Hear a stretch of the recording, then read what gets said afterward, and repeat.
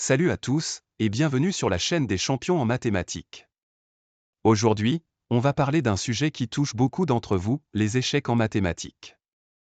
Si vous avez récemment eu des résultats en deçà de vos attentes, ne vous inquiétez pas. Vous n'êtes pas seul, et ce n'est pas la fin du monde.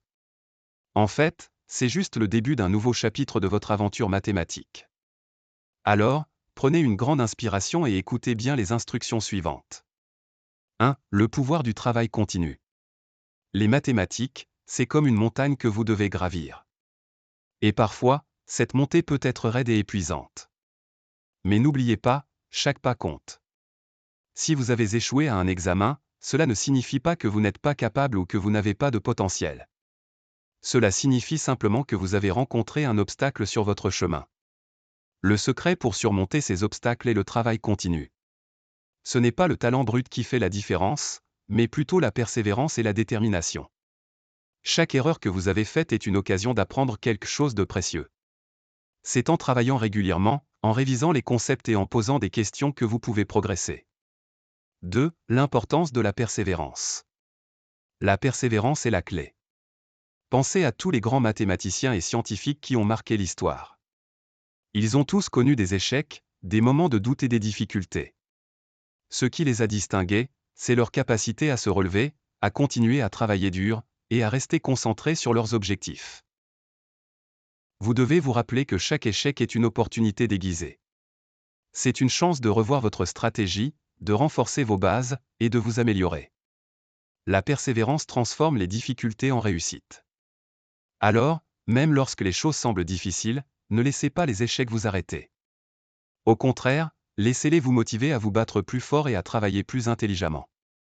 3. Un plan d'action. Alors, comment faire pour passer au niveau supérieur?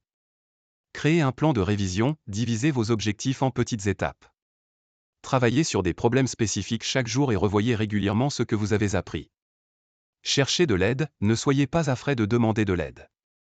Que ce soit un enseignant, un tutorat en ligne, ou même des amis, il est important de s'entourer de soutien. Pratiquez régulièrement, les mathématiques nécessitent de la pratique. Résolvez des exercices tous les jours, même si ce n'est que pour une courte période.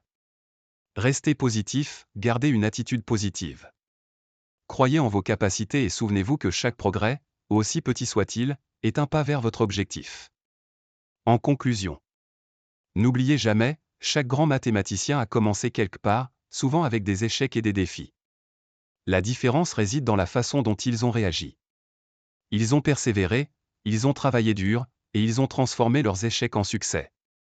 Vous avez en vous tout ce qu'il faut pour réussir. Ne laissez pas un revers temporaire vous faire abandonner. Continuez à travailler, continuez à croire en vous, et regardez comment vous allez transformer vos défis en triomphe.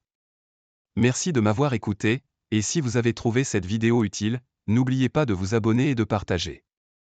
Gardez la tête haute et continuez à avancer. Vous êtes capable de grandes choses.